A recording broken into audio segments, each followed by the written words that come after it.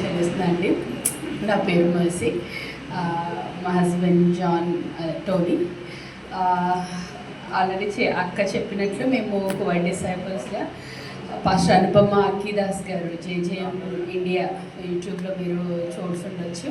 ఆవిడతో ముందు కువైట్ కూడా వచ్చిన్నారు. ఆవిడ దగ్గర బైబిల్ నేర్చుకోవడానికి మేము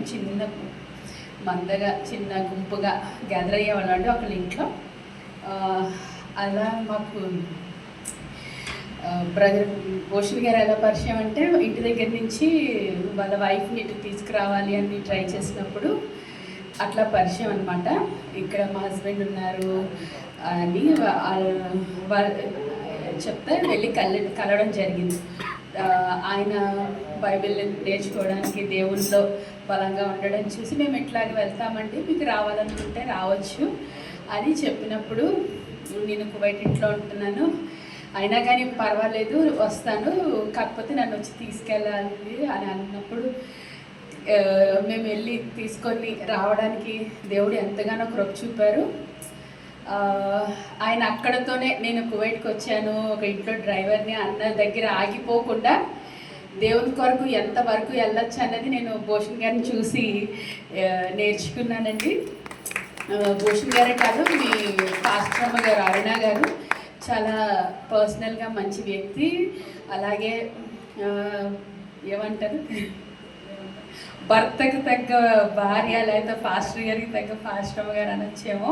ఆవిడ కూడా అంతే దైవికంగా మేము అప్పుడప్పుడు ఫోన్లో మాట్లాడుకుంటాం. మేమిద్దరం ఎక్కువ మాట్లాడుకునేది నర్సెస్గా ఎట్లాగా ఎదగాలి, ఏ కంట్రీ వెళ్తే బాగుంటుంది, ఎక్కడ బాగుంటుందా, ఇండియాలో బాగుంటుందా, అలా మాట్లాడుకుంటూ దాన్ని మేము దేవుల్లో ఒకరినొకళ్ళు ఎంకరేజ్ చేసుకుంటూ బాధపడుకుంటూ, ఓకే మేము అనుకున్నవి అవ్వకపోతే ఏమో ఇదే దేవుని చిత్తమేమో సిస్టర్, మనకు అందుకే ఎంత ప్రార్థన చేసినా దేవునికి తెలుసు కదా ఏది మంచిది ఏది చెడ్డది అని. సో ఆయన మనల్ని అలాగా సఫర్ అవ్వనివ్వరు అని చెప్పి బాగా ఎంకరేజ్ చేస్తారు ఆవిడ. అలాగే నాకు ఆరోగ్యం బాగోలేనప్పుడు కానీ, మాకు మాకు గర్భఫలం రావాలని కానీ ఆవిడ ఎంతగానో ప్రార్థన చేసేవారు, ఎంకరేజ్ చేసేవారు. తరచుగా మేము భూషణ్ గారు ఇక్కడ మాకు క్లోజ్ కన్నా నేను అరుణ భూషణ్ గారు బాగా ఫోన్లో ఎక్కువ మాట్లాడుకుంటాము. ఆవిడకి ఎంతగానో ఇక్కడికి రావాలని, భర్తకి సహకారంగా ఉండాలని ఆవిడ కోరిక. కాకపోతే అక్కడ మరి చిన్న బిడ్డలు, వాళ్ళని వదిలి రాలేక ఇక్కడ ఈయనతో సేవ ఆయన ఒక్కరే చేసుకుంటున్నారు అని బాధ ఆవిడకి. సంఘంగా మీరు ప్రార్థించాలని ఆవిడ తరపున నేను కోరుకుంటున్నాను. దేవుని చిత్తం ఏమైందో ఎంతైనా